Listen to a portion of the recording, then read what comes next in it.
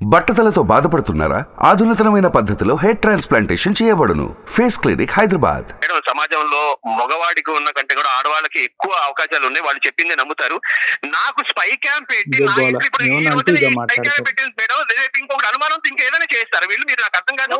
ఆ పాయింట్ ఎందుకు మాట్లాడరు? నువ్వు మాట్లాడుకో. నువ్వు ఇంత పెద్ద తప్పు చేసి కూడా నా దగ్గర నీ వీడియో స్ట్రాంగ్ ఎవిడెన్స్ ఉంది. నా దగ్గర స్ట్రాంగ్ ఎవిడెన్స్ ఉంది. తప్పు చేయడానికి నీది స్ట్రాంగ్ ఎవిడెన్స్ ఉంది. అయినప్పటికీ కూడా నువ్వు ఇలా బుకాయించి ఎంత దబాయించి మాట్లాడుతున్నావంటే తప్పు చేసింది నీకు తెలీదా? ఎక్కడి నుంచి ఎక్కడి వరకు చీరలు కట్టుకొచ్చి ఎలా నన్ను టెంప్ట్ చేస్తుంది ప్రతి ఒక్క మొగడు. నాకే కాదు, ఎవరికైనా సరే, ముసలాడికైనా సరే అనిపిస్తుంది. నాకు తీసుకెళ్లాలనిపించింది అంతే. అలాంటి ఆడవాళ్ళు దేశంలో చాలా మంది ఉన్నారు. అయితే నువ్వు అట్లా వెళ్ళిపోతావా? నువ్వు అట్లా వెళ్ళేది ఎవరో తెలుసా? పోనీ కాదు, అలా వెళ్ళేది ఎవరో తెలుసా? అలా వెళ్ళేది కుక్కలు వెళ్తాయి, మనిషి అయితే వెళ్ళడు. సరే, నువ్వు అట్లాగే వెళ్ళాడు అసలు. నేనైతే అంత దూరం తీసుకొచ్చింది. ఆమె కట్టు బొట్టు గురించి మాట్లాడుతున్నావు. ఆమె ఎప్పుడు గుమ్మంలో పెట్టుకొని నువ్వు మాట్లాడుతున్నావు. నువ్వు తెలీదా? నీకు వచ్చే చూస్తున్నావు కదా. నువ్వు చేసిన ఇంత పెద్ద తప్పును కూడా పక్కన పెట్టేసి ఆమె కట్టుబొట్టు గురించి ఆమెను ఇంట్లోకి రాణించావు, ఇదే మాట్లాడుతున్నావు. మన సంసారాల్లోకి వేరే ఆడవాళ్ళని తీసుకొచ్చి అపార్ట్మెంట్ లో బొచ్చే మంది ఉన్నారు. మరి ఏమైనా ఎందుకు తీసుకొచ్చి నాకు దగ్గర చేసావు? సార్ వింటున్నారా మీరు? ఇంకా నీ భార్య అనేటటువంటి ఆవిడ బాబు మీ భార్య అనేటటువంటి ఆవిడ ఎవరితోనో దగ్గరగా మాట్లాడితే నువ్వు హాల్లో కూర్చుంటే మీ భార్య లేనప్పుడు నువ్వు బెడ్రూమ్ లోకి తీసుకొస్తావు, అంతేనా? ఈ సబ్జెక్టు ఈ 4 గోళ్ల మధ్యన ఉంది కాబట్టి ఈ లెవెల్లో అయినా మీరు మాట్లాడుతున్నారు. ఒక్కసారి ఆ వీడియో రికార్డింగ్ కాస్త మీ తల్లిదండ్రులు ఎదురుగుంటా పెడితే కనుక మీ పరిస్థితి ఏమవుతుందో ఆలోచించుకోండి.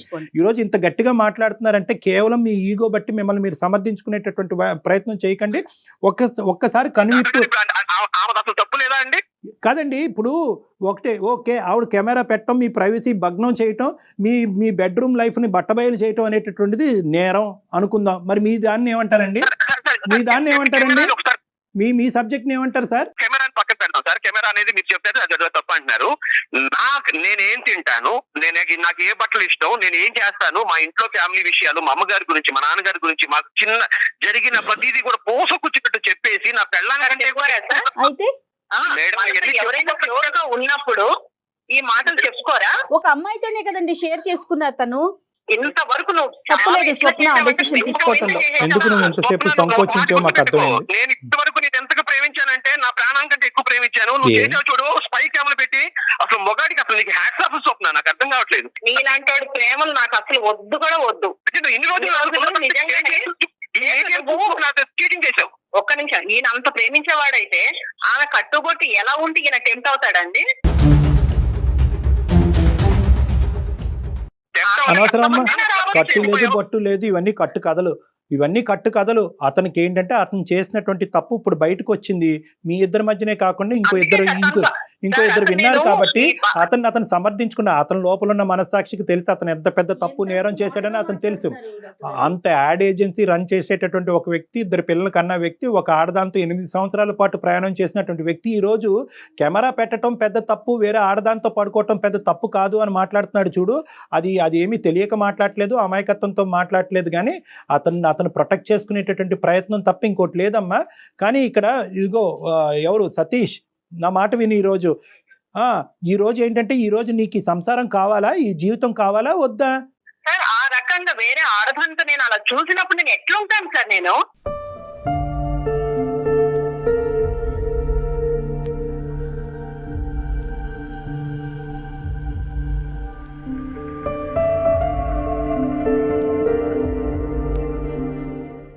ఫస్ట్ నుంచి మీరు వింటూనే ఉన్నారు ఎలా బుకాయిస్తున్నాడో ప్రతి విషయంలో. ఆమెకి వెళ్ళొస్తాను బాయ్ మాలాంటి వాళ్ళు ఎవరైనా కొద్ది గడ్డి పెడితే కనుక కొద్దిగానే క్షమాగుణం అనేది వస్తుందేమో, ఇప్పటికైనా నీ కాళ్ళ మీద పడి అడుక్కుని ఆ 2 పిల్లలకి ఒక మంచి కుటుంబాన్ని ఇస్తాడేమో అనే ఆశతోనే అలా చెప్తున్నానమ్మా. ఏ స్త్రీ కూడా ఇలాంటివి చూసిన తర్వాత క్షమించేటటువంటి అవకాశం లేదు. కానీ ఆ 2 పిల్లల దృష్ట్యా అరే సార్ తప్పు అయిపోయింది, నన్ను క్షమించండి, ఏం చేయమంటారు అనేటటువంటి మాట ఇప్పటికైనా మాట్లాడతాడేమో ఆశతోనే మాట్లాడుతున్నాను అంతే. మీరు కూడా నాది తప్పు అన్నారండి డాక్టర్ గారు. కాదయ్యా అంటే ఫస్ట్ మీరు మెయిల్ చేసేస్తే మీకు సపోర్ట్ చేసేస్తామా అలా సతీష్? కాదు సతీష్, ఇక్కడ ఆడవాళ్ళు లేదు మగవాళ్ళు లేదు, ఎవరికైనా నువ్వు ఈ రికార్డింగ్ ఏదైతే ఉందో నీకు దమ్ము ధైర్యం ఉంటే కనుక ఆ రికార్డింగ్ నీ స్నేహితుల మధ్యకి వెళ్ళి చూపెట్టు. కావాలంటే ఏం మాట్లాడతారో చూద్దాం. ప్రైవేట్ కెమెరా పెట్టడం తప్ప, వేరే ఆడదానితో పడుకోవటం తప్ప. నీ భార్యని ఎవరో ఒక ఆడదానికి ఇంట్రడ్యూస్ చేసింది కాబట్టి, మీ భార్య వెళ్ళి తన ప్రైవేట్ ఇష్యూస్ వేరే ఆడదానితో చెప్పింది కాబట్టి ఆ ఆడదాన్ని మన ఫ్యామిలీలో ఒక మెంబర్ చేసేసుకుని మీ ఆవిడ లేనప్పుడు, మరి మీ ఆవిడ ఉన్నప్పుడే చేయొచ్చు కదయ్యా, మీ ఆవిడ ఉన్నప్పుడే చేయొచ్చు కదా, ఎందుకు సీక్రెట్గా చేసావు?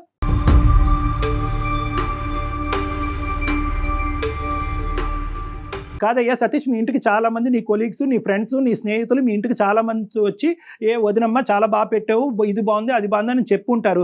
ఏం మీ వైఫ్ అదే తప్పు చేయకూడదా? వాళ్ళతో చేస్తే ఒప్పుకుంటావు నువ్వు? పరిచయం సార్, అది పరిచయం. ఇది లేచిన దగ్గర నుంచి నేను తెల్లారి మంచం మీద నుంచి లేవగానే మా ఇంట్లో కనపడుతుంది. ఇక నా పిల్ల ఎలా కనపడుతుంది, ఆ కూడా నాకు అలాగే కనపడుతుంది. నాకు నా పిల్ల బాగుందనే నా ముఖం మరి చెప్పవలసింది. ఇలా కనిపిస్తే కనుక నాకు లేనిపోని ఆలోచనలు వస్తున్నాయి, లేనిపోని టెంప్టేషన్లు వస్తున్నాయి, ఈ మనిషిని దూరం పెట్టు, లేదంటే నేను తప్పు చేస్తానని చెప్పుంటే కనుక ఆ మహాతల్లి అసలు ఊరే వెళ్ళి ఉండేది కాదు. నా చాలా తప్పు చేయించాలి, నన్ను పట్టించాలి, నలుగురిలో నన్ను షేమ్ చేయాలనే ఉద్దేశం ఆమెకు లేకపోతే ఈ స్పై కెమెరాలు ఇవన్నీ ఏంటి సార్ నాకు అర్థం కాదు. అది పెట్టాను కాబట్టి నీ బతుకు బయటపడింది.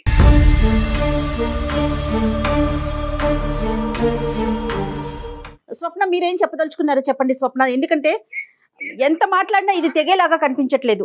అలా కాదండి, తప్పు చేసి కూడా తను తప్పు చేసింది మాత్రం కప్పిపుచ్చుకుంటున్నాడు. మళ్ళీ ఏం మాట్లాడుతున్నాడు, కెమెరా ఎందుకు పెట్టామనేది మాట్లాడుతున్నాడు. The issue is not only about తనతోటి నాకు ఆర్గ్యుమెంట్ వద్దు సార్, స్వప్న, తనతోటి issue నాకు is- ఆర్గ్యుమెంట్ వేస్ట్. తనతో మాట్లాడడం, తనని చూడడం నాకు ఇష్టం లేదు కాబట్టి తన నుంచి నేను విడాకులు కోరుకున్నాను. నాకు 2 పిల్లలు ఉన్నారు. వాళ్ళకు నేను న్యాయం చెయ్యాలి. అందుకే నేను ఆస్తిలో సగం భాగం వాళ్ళకి రాసేసేయమని చెప్పాను. నువ్వు ఫస్ట్ ఆ పని చెయ్యి, పిల్లలకి నువ్వు సగం ఆస్తి రాసివ్వు. నీతో నేను చేసిన తప్ప సార్, మీరు చెప్పండి సార్. మీరు No. నాది తప్పు లేదు. విడాకులు కోరుకోవడం నువ్వు మాట్లాడకు.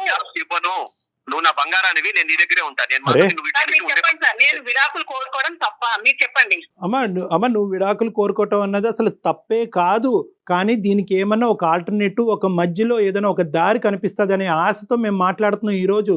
నువ్వు మోసపోయావు, ట్రస్ట్ అనేటటువంటి ఇష్యూ ఇక్కడ బ్రేక్ డౌన్ అయ్యింది. ఒక ప్రధానమైనటువంటి పునాది పెళ్లికి నమ్మకం, అండర్స్టాండింగ్ అనేటటువంటి 2 పునాదులు తెగిపోయినాయి. 8 సంవత్సరాల పాటు మీరు ఎంత గొప్పగా ఉండేవారు అనేది చరిత్ర మాత్రమే. కానీ ఈరోజు ఈ మనిషిలా ఎందుకు మాట్లాడుతున్నాడో అన్నది నాకు నిజంగా అర్థం కావట్లేదు. అమాయకత్వం మాట్లాడుతున్నాడా, పొగరుతో మాట్లాడుతున్నాడా, లేదంటే ఏదో విధంగా తను చేసినటువంటి తప్పిని కప్పుర్చి సమర్థించుకోవటానికి మాట్లాడుతున్నాడా, లేదంటే బయట వాళ్ళు మేము వింటున్నాం కాబట్టి ఇలా మాట్లాడుతున్నాడా? ఇది నాకు ఫస్ట్. లేదు సార్, ఆయన తప్పు చేసి కూడా ఆయన చాలా సమర్థించుకుంటున్నాడు. నాకు వద్దు సార్, ఇంకా నేను తనతో మాట్లాడటమే నాకు ఇష్టం లేదు. సతీష్ ఒకే ఒక క్వశ్చన్. అమ్మ స్వప్న ఒకే ఒక క్వశ్చన్. స్వప్న ఇప్పించడం నువ్వు సరే స్వప్న ఒకే ఒక బయట. మరలా చెబుతున్నాను, గుర్తుపెట్టుకో స్వప్న, నేను మాత్రం నీకు విడాకులు ఇచ్చే పరిస్థితి సరే, లేదు. సరే. నువ్వు నా బంగారానివి. అది కోర్టుకి నేనైతే నీ దగ్గర ఉండను. నువ్వు ఉండకపోయినా నేను ఉంటాను నీ దగ్గర, అంతే. నేను అయ్యో. తప్పు చేయను, నేను అంతే. సతీష్ నువ్వు అమాయకుడో పిచ్చోడో అర్థం. సతీష్ ఒక్క మాట నేను అడుగుతాను, ఒకే ఒక ప్రశ్న నేను అడుగుతాను, ఓకేనా? చెప్పండి సార్, అడగనా? చెప్పండి సార్, అడగనా? అడగండి సార్, రైట్, అడగండి. ఓకే. ఇప్పుడు రేపొద్దున మళ్ళీ ఇంకొక స్త్రీ, ఈ మహాతల్లి కాదు, ఆవిడతో నీ స్వప్న మళ్ళీ స్నేహబంధాన్ని ఏర్పరచుకుని మళ్ళీ ఊరెళ్తే ఆవిడతో కూడా పడుకోవటం తప్పు లేదు అనేటటువంటిది ఇప్పటికీ నువ్వు మాట్లాడతావా? సార్ నేను no give me straight answer. రేపొద్దున ఇటువంటి ఆపర్చునిటీ, ఇటువంటి అవకాశం వస్తే కనుక మళ్ళీ అదే పని చేస్తావా? అది తప్పు కాదని నువ్వు అంటున్నావు, తప్పని మేము అంటున్నాం. స్ట్రైట్ ఫార్వర్డ్ క్వశ్చన్, మళ్ళీ ఇంకో అవకాశం వస్తే చేస్తావా? మీరు అడిగిన దానికి నాకు ఒక డౌట్ ఉంది సార్. ఎందుకంటే నేనేదో మూర్ఖంగా మాట్లాడుతున్నాను అంటున్నారు కాబట్టి నేను మిమ్మల్ని అడుగుతాను. మూర్ఖత్వంగా అంటలేదు, అది అర్థం కావట్లేదు అంటున్నా. ఒక విషయం సార్, ఇప్పుడు తెల్లారిన దగ్గర నుంచి తీసుకొచ్చి పక్కింటాలను తీసుకొచ్చి మన ఇంట్లో కూర్చోబెట్టేసి మన విషయాలన్నీ చెప్పేసి నీకు నాకు సబ్జెక్ట్ అర్థం తిండి పెట్టేది కావట్లేదు. ఆమె, నేను తినే బాక్సులు కట్టించేది ఆమె, ఇవన్నీ తీసుకొచ్చి నన్ను ఇంత దూరం తీసుకొచ్చిన తర్వాత సార్ ఒకటే గుర్తుపెట్టుకోండి సార్, 4 గోడల మధ్యలో పిల్లి నుంచినా సరే, పిల్లైనా సరే మనుషులు చంపేసింది సార్. మీ ఇద్దరు అన్నా చెల్లెళ్ళు అనుకుందయ్యా, మీ ఇద్దరు అన్నా చెల్లెళ్ళ ఉన్నారని అనుకుందయ్యా, భార్యాభర్తల్లో సతీష్, ఉంటారని అలా అనుకోలేదు. వేరే కోడలు ఎందుకు చూస్తారు పరాయి అమ్మాయిని? ఒక చెల్లి అనుకోవచ్చుగా, లేదా ఒక అక్క అనుకోవచ్చుగా. మీ ఆవిడ మిమ్మల్ని ఇద్దరిని పక్కన చూసి అబ్బా అన్నా చెల్లెళ్ళగా ఎంత బాగున్నారో అనుకుంది. ఆమె ఏ ఉద్దేశంతో వస్తుంది తెలియదా మేడం? ఇంత చిన్నపిల్లనా, 2 పిల్లల తల్లి, ఆమె తెలియదా? ఆమె ఏ ఉద్దేశంతో ఇంట్లోకి వస్తుంది? ఆ డ్రెస్సింగ్ వేసుకుని మా ఆయన ముందు వస్తే బాగోదు, నువ్వు ఎందుకు వస్తున్నావు అని చెప్పి ఇవన్నీ నిలదీయదా? వీళ్ళు మాత్రం ఏం చేయరు, మొక్కవాడు మాత్రమే తప్పు చేస్తాడు. ఏంటంటే ఇది నాకు అర్థం కాదు. సరే నువ్వు చెప్ప. సతీష్ ఇంకా మొక్కకి అంచేస్తారా? మాదే తప్పు స్పైకాలు పెట్టింది లేదు, ఆమె ఏం చేసినా సరే తప్పు లేదు. ఆడవాళ్ళని తీసుకొచ్చి ఇంట్లో బెడ్రూమ్ లో మొత్తం తిప్పొచ్చు, ఆడ వండినే కూరలా పెట్టి తినిపించచ్చు, ఇదంతా ఓకే. కానీ మాట్లాడి తన కాల్ నేను లిఫ్ట్ చేసి మాట్లాడి నేను తప్పు అయిపోయింది. నేను తనతో మాట్లాడాను సార్. నువ్వు నాకు విడాకులు ఇవ్వడానికైతే నువ్వు రెడీ చేయి చెప్తున్నాను. నేను మాట్లాడుకో.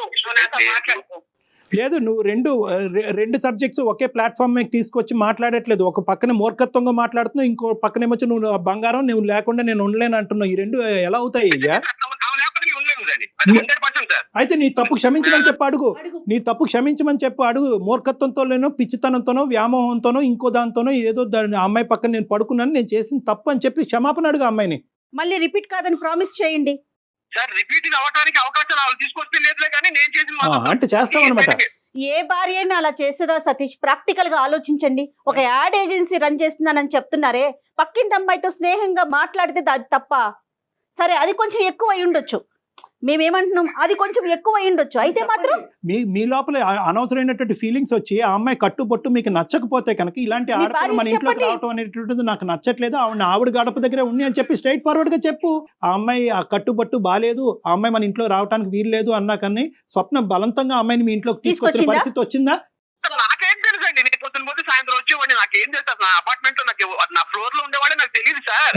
అలాంటివి తీసుకొచ్చి నా విషయాలన్నీ చెప్పేసి సార్ ఇన్ని చెప్తున్నారు కదా సార్. ఇప్పుడు ఆడవాళ్ళు ప్రేమించుకున్న ఆడపిల్లలు ఏం చేస్తున్నారు సార్? ఒక మొగుడు వేరే వాడితో చూస్తేనే పక్కన తొడలు గిరి చేస్తున్నారు. అరే ఎందుకు చూస్తున్నావు అని చెప్పి అంటున్నారే. ఆమె డ్రెస్సింగ్ తో అలా వచ్చేసి నన్ను కవిస్తూ నన్ను చేస్తూ, నేను తినే ప్రతిదీ కూడా మా ఇంట్లో ఇది స్పెషల్, ఇది హెల్ప్ అన్నావు కదా, ఇది మీ ఆయనకి ఇష్టం అన్నావు కదా. ఏమయ్యా, ఆ అమ్మాయి కవ్విస్తుంది, ఆ అమ్మాయి మెంటల్దో పిచ్చిదో, నువ్వు కవ్వించబట్టం ఎందుకయ్యా? 2 పిల్లల తండ్రివి నువ్వు. మీ బుద్ధి ఏమైందండి?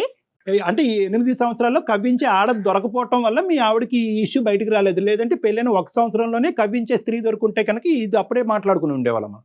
అంటే నీకు ఆపర్చునిటీ రాక ఈ ప్రయత్నం జరగలేదు, అవకాశం రాక. ఆఫీస్ లో కూడా ఉంటారులే సార్ కవ్వించే వాళ్ళు, చాలా బజార్ లో చాలా మంది ఉన్నారు సార్. అమ్మ దగ్గరికి వెళ్తామా సార్? మరి అంత ఇచ్చి అంత చేసిన వాళ్ళు స్పెషల్ డిష్ అంటే గడుదు గుడ్డే ఏం కాదు. ఇవన్నీ కాదు. నీకు నిజంగా నీ భార్య కావాలంటే మీ భార్య నిజంగా నిన్ను క్షమిస్తుందా, లేదంటే నీ క్షమాపణ స్వీకరిస్తుందా, నువ్వు చెప్పేటటువంటి రీజన్ని యాక్సెప్ట్ చేస్తుందా లేదా అనేటటువంటి తర్వాత సబ్జెక్టు. ఈ ఫోన్ కాల్ ద్వారా ఏదైనా ఉపయోగపడాలి నీ పిల్లలకి నీకు అంటే కనుక మనస్ఫూర్తిగా ఒక క్షమాపణ చెప్పేటటువంటి ఉద్దేశం మీకుందా? ఈ కారణాలు కాదు, ఏ కండిషన్స్ లేకుండా, ఏ కారణాలు చూపెట్టకుండా అన్కండిషనల్గా నా తప్పుని క్షమించు స్వప్న అని అడిగే ఉద్దేశం మీకుందా మీ పిల్లల భవిష్యత్తు దృష్ట్యా? లేదా చెప్పేసే. ఎందుకు ఈ ఆర్గ్యుమెంట్ గురించి ఎందుకు? నా భార్య అంటే నాకు ఇష్టం, నా పిల్లలు అంటే నాకు 2 కళ్ళు. బాగుంది, ఆ సబ్జెక్ట్ అసలు వరకు బాగుంది. ఇవన్నీ డైలాగులు చెప్పుకోవడానికి బాగుంటాయండి, చెప్పండి మేడం. నాకైతే నా మనస్ఫూర్తిగా చెప్తున్నాను మేడం, మీకు డైలాగ్ లాగా అనిపిస్తుంది. అసలు మనస్ఫూర్తిగా అదే మనస్ఫూర్తిగా క్షమాపణ అడగయ్యా తమ్ముడు, మనస్ఫూర్తిగా క్షమాపణ అడుగు. అతనికి తప్పు అనిపించట్లేదు కళ్యాణ్ గారు. నన్ను క్షమాపణ అంటున్నారు కదా, ఆమె కూడా నాకు క్షమాపణ చెప్పమనండి. ఇలాంటివి మళ్ళీ వేరే అదర ఆడవాళ్ళని తీసుకొచ్చి ఇంట్లో విషయాలు చెప్పి ఎన్ని చేయను. వదిలే బాబు, వద్దు. అదే నేను కండిషన్ లేకుండా అన్నాను, నువ్వు కండిషన్స్ పెడుతున్నావు. సో ఈ రోజు నుంచి ఏంటంటే నువ్వు ఇలాంటి తప్పు చేయకూడదు అంటే కనుక మీ భార్య ఆడవాళ్ళతోనే మాట్లాడటం మానేయాలి, ఆడవాళ్ళ వైపు నవ్వకూడదు, ఇంట్లో వేరే ఆడవాళ్ళు రాకూడదు. ఇప్పుడు భార్య ద్వారా పరిచయం అయింది, లేదా ఇంకొకరి ద్వారా పరిచయం అవుతారు, అప్పుడు ఏం చేస్తాడు? ఉన్నారంట యాడ్ ఏజెన్సీలో చాలా మంది ఉన్నారంట, కానీ వాళ్ళతో లిమిట్ గానే ఉన్నాడంట. ఓకే, స్వప్న మీరు చెప్పండి అమ్మా. అంటే ఇప్పుడు ఆమె తీసుకొచ్చి స్వప్న లైన్ లో ఉందా బాబు? స్వప్న భరించలేకపోయింది ఈ సబ్జెక్ట్ అంతా. ఇప్పుడు అనవసరంగా మేము ఇవన్నీ ఏం చెప్పలేదు. మేము ఇందాక ఫోన్ కాల్ అడిగినప్పుడు మాత్రం ఏమీ లేదు సార్, నాకే అర్థం కావట్లేదు సార్, నన్ను కాపాడండి సార్, నా జీవితాన్ని కాపాడండి సార్ అని చెప్పి అమాయకుల్లో మాట్లాడావు. వెనకట్లేమో చాటబారడు స్టోరీ ఉంది నీకు. సతీష్ గారు, మీకు అక్క చెల్లెలు ఉన్నారండి? ఉన్నారు. మరి ఏమండి, మీకు మీ ఇంట్లో కూడా ఆడవాళ్ళు ఉన్నారు కదా, ఒక అమ్మాయికి ఎంత బాధ అనిపిస్తుంది, దాన్ని మళ్ళీ మీరు సమర్థించుకుంటున్నారు చూడండి. తప్పయ్యా, నేరమయ్యా. ఏంటండి ఒక నిమిషం అండి, మీరు పొద్దున్న వెళ్ళి సాయంత్రం వస్తానంటున్నారు, అసలు ఎవ్వరు తెలియదు అంటున్నారు. మీరు ఎంతసేపు చూసారా పక్కింటామని? చూసుండొచ్చు, అయితే మాత్రం దానికి ఒక పర్థం లేదండి. ఏమండి, పరిచయాలు వేరో సంబంధాలు వేరో అండి. అక్కడ ఆవిడ పరిచయం చేస్తే మీరు సంబంధం పెట్టుకున్నారు, మీకు అర్థం కావట్లేదు ఇప్పటికీ. డాక్టర్ గారు ఆమె వస్తున్నదే నా కోసం అని చెప్పి నాకు వచ్చిన 4-5 రోజుల్లోనే అప్పుడు చెప్పండి తనకి. నాదా తప్పు? అప్పుడు మీ భార్యకి చెప్పుండాలి కదా, మీరు సరైన పర్సన్ అయితే ఆ అమ్మాయి బాగోలేదు, తన చూపు బాగోలేదు, తన ప్రవర్తన బాగోలేదు, 2 పిల్లల తండ్రిగా మీ భార్యకి చెప్పాలి. సతీష్ ఆవిడ లేదు ఇప్పుడు లైన్ లో, నిజంగా మాట్లాడుతున్నావే యాక్టింగ్ ఇదంతా? మేడం సార్ నేను నిజంగానే మాట్లాడుతున్నాను సార్. నేను I think ఏదైనా నేను hospital చేయలేనయ్యా మాట్లాడుతున్నాను. counseling. నాకు ఏంటి డాక్టర్ గారు, నాకు ఏం దెమ్మ- మాట్లాడదాం? నాకు దెమ్మ తిరిగి మైండ్ బ్లాక్ అవుతుంది. నేను నీకు కౌన్సిలింగ్ చేయలేను. నీకు అర్థం కావట్లేదు సబ్జెక్ట్. ఇక్కడ నీ మొత్తం కుటుంబం అంతా కూడా చిన్న భిన్నం అయిపోతుంది. అయినా కూడా మీ తప్పును మీరు గ్రహించలేకపోతున్నారు. ఒక్కసారి కూల్ గా Cool గా కామ్ గా ఆలోచించుకోండి. ఆలోచించుకోండి మీరు ఏం చేసింది జరిగిందని. తప్పు. ఇక్కడ తప్పుల మధ్యన పోటీ కాదు, చిన్న తప్పు పెద్ద తప్పు కాదు. మీ భార్య తీసుకొచ్చిన స్త్రీతో మీరు సంబంధం పెట్టుకున్నారు అనేటటువంటిది ఒక్కటే ఇక్కడ సబ్జెక్టు. మీ భార్య తీసుకురావటం అనేది సబ్జెక్ట్ కాదు, కెమెరా పెట్టడం అనే సబ్జెక్ట్ కాదు. ఒక్కసారి కళ్ళు మనసు అన్ని ఇప్పుకుని ఆలోచించుకోండి. 8 ఏళ్ల మీ ప్రయాణాన్ని గుర్తు చేసుకోండి. Your life is at risk. 8 ఏళ్ళు కాపురం చేసిన ముగ్గురు మాత్రం వాళ్ళు మాత్రం మనం నమ్మకుండా కెమెరాలు పెట్టుకుని వేరే వాళ్ళతో పడుకున్న వీడియోలు వాళ్ళు చూడొచ్చులే కానీ మేము మాత్రం పడుకోవడం అనేది తప్పు. మీరు టోటల్ గా నన్ను blame అసలు చేస్తున్నారు. దేనికి కలుపుతున్నారండి? మేము మాకు బ్లేమ్ చేసేటటువంటి ఉద్దేశం లేదు. మీరు మాకు ఈమెయిల్ పెట్టారు, ఎందుకో ఏంటి అనేటటువంటిది అడగటానికి పెట్టారు. దానికి ఉండేటటువంటి బలమైనటువంటి కారణాలు అన్ని పోసగుచ్చినట్టు మీ భార్య చెప్పి ఇంకా తట్టుకోలేక చెప్పలేక ఇంకాసేపు చెప్తే ఆవిడకు వాంతి వస్తుందేమో అనేటటువంటి ఆలోచనతో ఆవిడ ఫోన్ కట్ చేసి వెళ్ళిపోయింది. ఆవిడ మానసిక పరిస్థితి గురించి ఆలోచించరేంటి మీరు? ఆవిడ కూడా ఒక మనిషి అండి, వస్తువు కాదు. తనకి కూడా ఒక మనసు ఉంటుంది. రైట్ సతీష్ గారు, నాకు అర్థమవుతుంది. ఇంక ఎంతసేపు మాట్లాడినా కూడా దీనికి ఒక ఫైనల్ సొల్యూషన్ వచ్చేలాగా సతీష్, ఈ లేదు. రోజు మీరు వాదించినట్టుగా పదే మీరు వాదించుకోలేరు. సమాజాన్ని మొత్తానికి ఇటువంటి సమాధానం చెప్పలేరు. ఒకప్పుడు ఈ ఇష్యూ కానీ రేపొద్దున మీ పిల్లలు ఎదురుగుంటా వస్తే కనుక మీ తల ఎక్కడ పెట్టుకోవాలో మీకు అర్థం కాదు.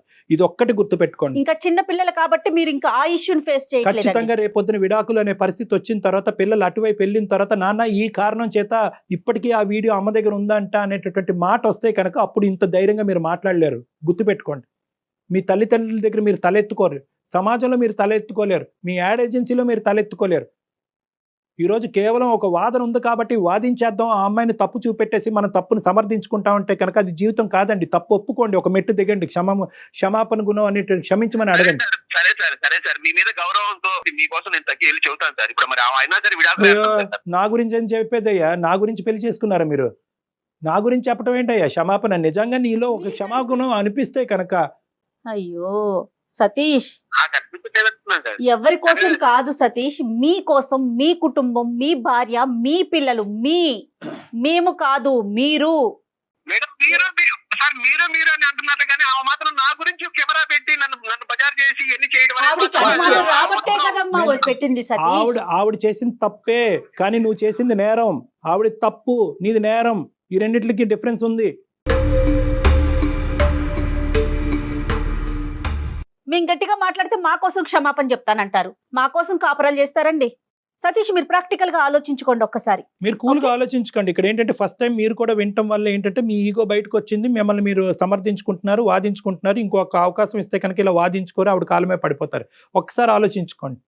తర్వాత మళ్ళీ ఒకసారి ఫోన్ చేసే ప్రయత్నం చేయండి. మళ్ళీ షో తర్వాత మాట్లాడదాం. డాక్టర్ గారు మీతో మళ్ళీ మాట్లాడతారు. మాట్లాడదాం. మనం మళ్ళీ మాట్లాడుకోవాలి. ఈ సబ్జెక్ట్ ఇక్కడ వదలకూడదు మనం. రైట్ సతీష్? సతీష్, మళ్ళీ కలపమంటారు మేడం. ఒక్కసారి షో అయిపోయిన తర్వాత ఒకసారి మాట్లాడదాం. మళ్ళీ మాట్లాడదాం ఒకసారి. ఈలోపు మీరు ఆలోచించుకోండి, మేము మాట్లాడటం కాదు సతీష్. ఏదో పైకి పొడిగా మాట్లాడటం కాదు. నువ్వు క్లారిటీగా వచ్చిన తర్వాత ఈసారి మాట్లాడాలి.